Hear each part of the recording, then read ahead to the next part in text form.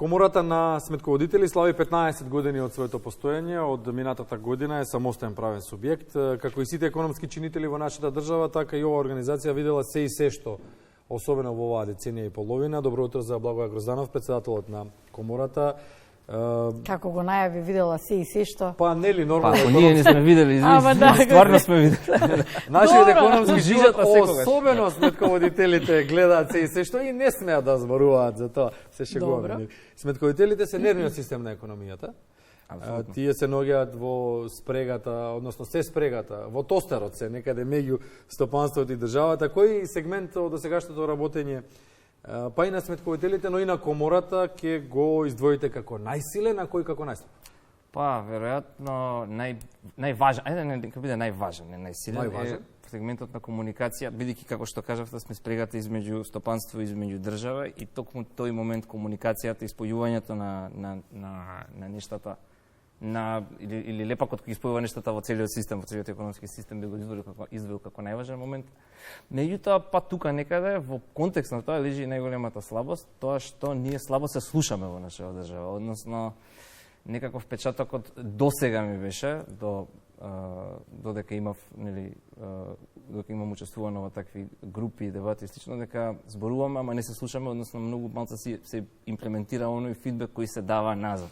Значи не е само да кажеш нешто, туку тоа нешто и да биде, нели да има ефект, односно гласот да биде слушнат. И тоа е тоа на што сега се обидуваме да обрнеме најголемо внимание во сегашната комуникација со со институциите, да бидеме слушнати и тоа што ќе го кажеме да има некаков ефект, односно да се одрази некако врз политиките кои се креираат, системите, даноците и така натака, бидејќи ние на крајот на денот сме тие кои го имплементираме тоа што законски било вака или онака осмислено во конкретно некое решение и во конкретен поднесок, извештај или што е да е тоа. Ајде во контекст на ова, Македонија одамна чека суштински и системски реформи за подобра економска клима во државата. Како ни почна разговорот, сме виделе се и се што, ќе го дочекаме ли тоа? Па, видете се дали ќе го дочекаме, не зависи од нас, од што се несува до мене, би сакал пак да ја нагласам потребата за пласирање на диалог. Во контекст на тоа, например, една тема, а поврзана со ваше прашање на која сакам да се разговара, е структурата на буџетски приходи.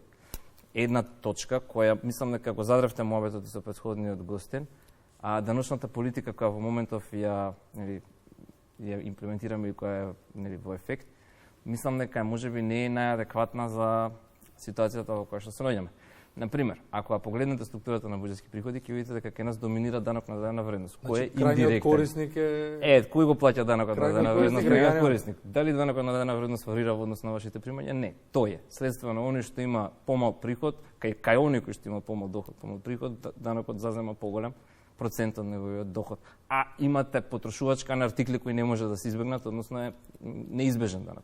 Зошто тој данок да доминира во структура на буџетски приходи, кога мислам дека сега без некоја конкретна анализа да цитирам, сите знаеме, имате многу просперитетни 200-300 можеби фирми во Македонија кои убаво работат, а кои не плаќаат повеќе, односно не учествуваат повеќе во системот и не допринесуваат онолку колку што имаат бенефит од целиот систем.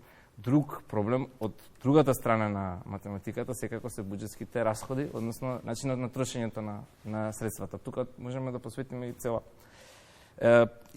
цел ден на таа тема, може за 15 минути да го образложиме, меѓутоа треба да се отворат прашањата, да се дискутира транспарентно и тоа ми е најважно, она што сакам да допре до поширокава јавност и до политичките елити, да допре потребата за постојан диалог и постојање на механизам спрега за резултатите од тој диалог и од страна кои ќе се дадат фидбек од страна на стопанството да бидат имплементирани во политиките кои понатака ќе се носат. Не ова ништо за преку ноќ.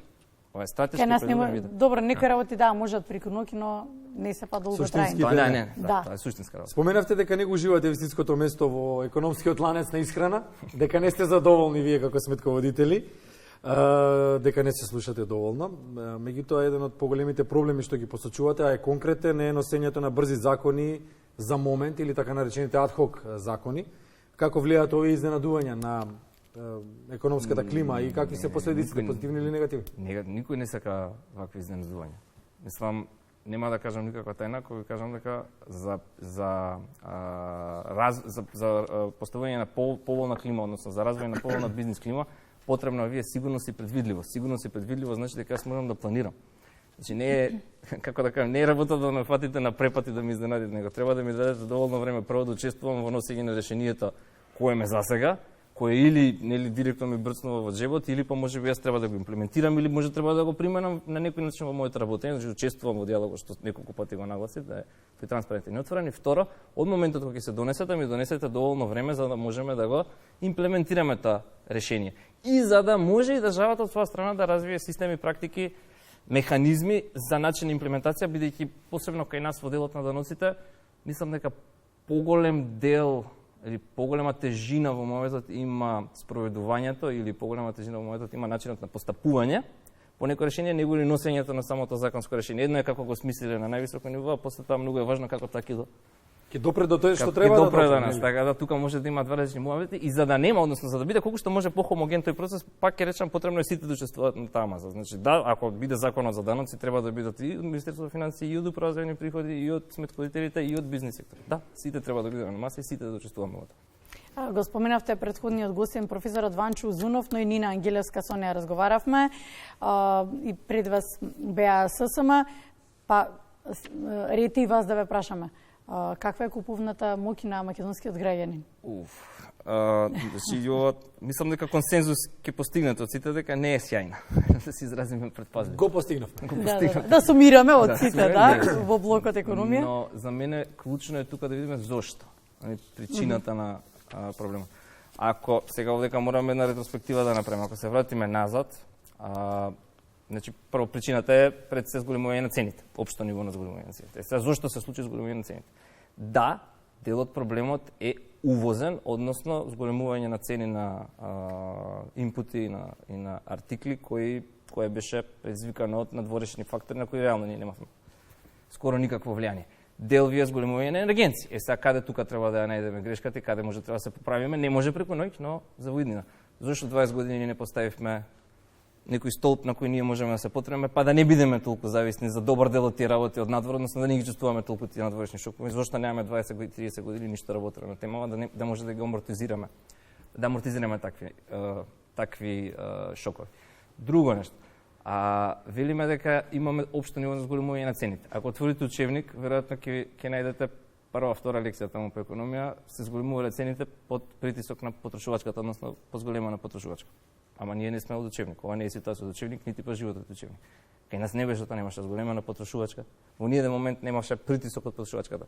Значи све што се случи, првиот импулс дојде од надвор и не беше нешто што е стандардно, односно нешто што сме виделе долго време. И сега го чекавме неподготвени сето тоа. И што како одговоривме сега на прашањето, што беше првиот импулс на политиката? Ајде административно ќе зголемиме плата. Многу погрешно по мене. Гасите оган со масло. Значи, со административно зголемување на платите, без механизам каде што имате однос меѓу продуктивноста и платата, вие што направите? Уште малце ги зголемивте трошоците на фирмите, бидејќи по единица производ не се зголеми продуктивноста, трудот не произведува повеќе услуги или производи, се зголеми повторно уште малце цената на крајните производи и уште покрај надворешните импулси уште дополнително имате зголемување на цените. И после нормално дека зголемувањето на платите не може да го следи, преку инфлаторна спирала, не може да го следи зголемувањето на цените. И сега на крај, веројатно и ова морам да го чепнам, мислам дека имаше неколку анализи независни кои излега во јавноста, мислам дека има и дел нефер пазарни услови или можеби нефер пазарни практики кои спроведуваат дел од трговците на мало. Не сакам со ова да тврдам или да предуцирам, се темала на неколку истражувања кои јас независно онлайн ги имам најдено. Треба подетално да се влезе во анализа, меѓутоа па ако тоа е случајот, тогаш таа можете да го решите со она првото прашање што го зборевме, со даночната политика, односно со имплементација на некакви, ако ти остваруваат над просечни маржи или не знам што, јас сум против овие политики за ограничување на маржа. Ако прави надпросечна маржа, дај му повисок данок, нека плати готово. Зашто данокот на добивка да не учествува и си имате механизам. Затоа и поголемувањето на платата кога се прави на таков административен начин е негативно. Не може ви едноставно сега преку некој да рече ајде 30.000 плата. Добро, супер звучи, меѓутоа дајте ми реална спрега како тоа зошто и како ќе резултира. Значи да има механизам, тоа е важно. Сметковителите ги поврзуваме со завршните сметки, поднесувањето на завршните сметки. Сега полнираат работа. Да, е период кога не треба да ги бараме сметковителите затоа што се затрупани. Барајте ги, нема да ги Да, во класери и во бројки, нели, по старо кажано. Како го поминувате овој дел од годината? Проблемот со завршените сметки секогаш е всушност двострук проблемот. Првиот проблем е затоа што имаме исклучително кратки рокови и ова е една од главните рак-рана прашања на сметковителите, една од главните теми на кои сакам да се фокусираме како комора во наредните година дена, да едеме решение. Рокот за поднесок на годишна сметка во Македонија е најкраток во Европа, ви тврдам. Значи нигде нема во светот 28 февруари рок. И изговорот кој досега сме го добивале претходниве години, претходни клапи, да речам, на владеачки позиции, било, ама немаме време после тоа администрација да ги обработиме податоците. Мислам дека е смешен изговор, бидејќи имате преголеми, многу милион пати поголеми економии од нашата со не знам колкав обем на податоци кои стасуваат да обработат, па како ние не стасуваме со толку малку податоци. Значи тоа не држи вода и мислам дека расчистивме дека тој изговор не може да биде пласиран и мислам дека имаме позитивен импулс од тие неколку разговори што ги имавме со представници од државни институции, дека можеме заеднички да најдеме тука решение за ова прашање. Друг момент е тоа што колку вие повеќе ми го кратите на рокот за поднесок на извештај, толку понеквалитетен извештај. Тоа е многу логично, значи колку помалку време имам нештото да го сработам, толку помалку биде квалитетот на нештото. Значи треба да гледаат сите по држава, треба да гледаат нова како на инвестиција во време кај нас, за ние да обработиме подобри извештаи, за утре да имате подобри податоци. Не е само да соберете податоци. Системот да функционира подобро, затоа што ние ги правиме работите проформа. Не треба проформа да се представи, дај го извештајте.